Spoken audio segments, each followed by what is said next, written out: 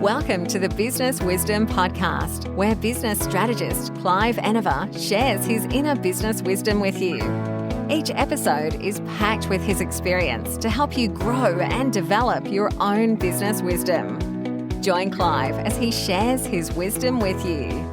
Welcome to this episode of the Business Wisdom Podcast.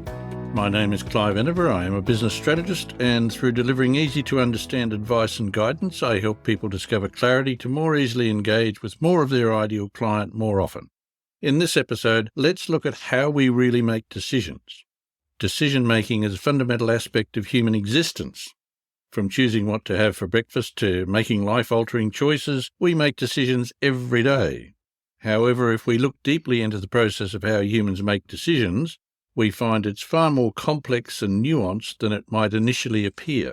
So exploring the mechanics of decision-making, the intricate mechanisms that are involved and that underlie human choices, like the psychological, neurological, and environmental factors that play a role in this fundamental human activity, is best left to others far more skilled in that area.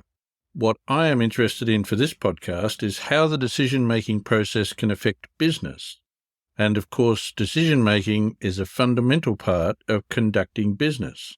Decision-making involves selecting one option from multiple available alternatives. It can be categorized into two primary types: rational decision-making and intuitive decision-making. If we were to examine everything we as a species know about decision-making, we could spend hours examining the brain, the mind, the volumes of material created on the subject, and still not appreciate what will help a person in business offering their goods or services to another. Let's take an overview of some of the things that go into how a person makes a decision, and then look at how we can better offer a potential customer our product or service in a way that will assist them make a good decision, rather than confuse them and have them decide to do not anything.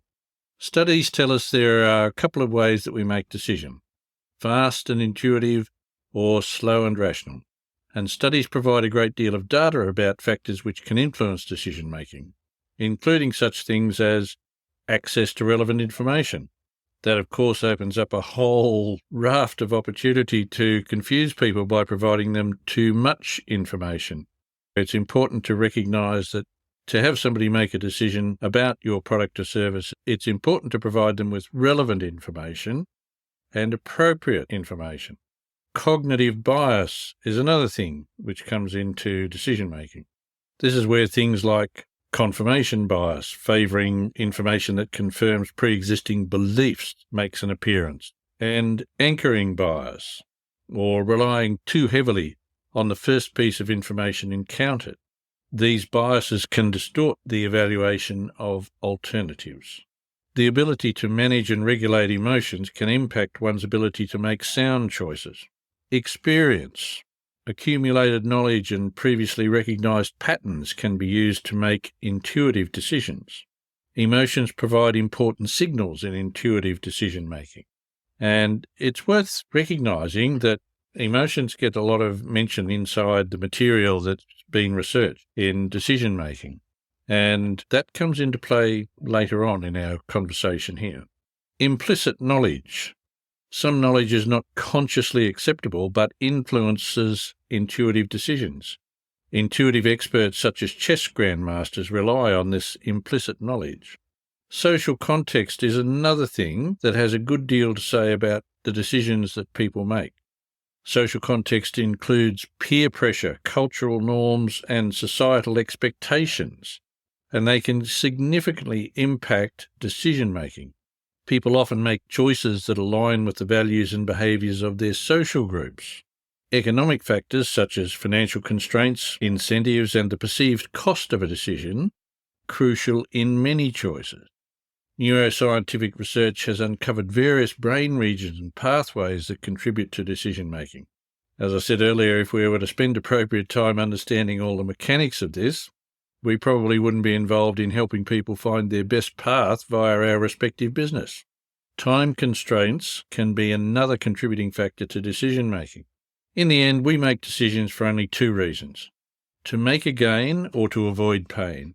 That means our decisions are always emotional. The number of times I've heard people suggesting to others that they should take the emotion out of the decision astounds me. Every decision is emotional. Every decision is made for only those two reasons: make a gain or avoid pain. Understanding how you fit within that, whatever the decision is about, is what allows for good decisions. A decision is most sound when it is tied to a person's values. That means emotional. Emotions are inextricably linked with our values and vice versa. Inviting people to make a decision which is not tied to their values is inviting ongoing frustration and disappointment, because people will change their mind. It's what we do if we make a decision to do or allow something which doesn't serve our values. We change our mind. Good decision-making, therefore, comes down to a simple 3-step formula. Identify the outcome you wish to see. Establish the criteria which will deliver the outcome. Undertake research to discover what will meet the criteria. Having undertaken those 3 things, it's now a simple yes or no. We always choose between this or that. We don't choose between these multiple things. Offering others or yourself a choice between more than 2 things is a good way to get a no thanks. What is actually happening is whoever is choosing no is essentially choosing between something too hard to understand and something easy to understand, and so they choose no change. Through a process of elimination, this or that, we arrive at 2 possible positions. One of them will be the best outcome for you. The choice is this or that. Here's to better decisions and a better life. Thanks for joining Clive. Remember to subscribe for more business wisdom. Want to work with Clive? Book a discovery call with him at enervagroup.com.au.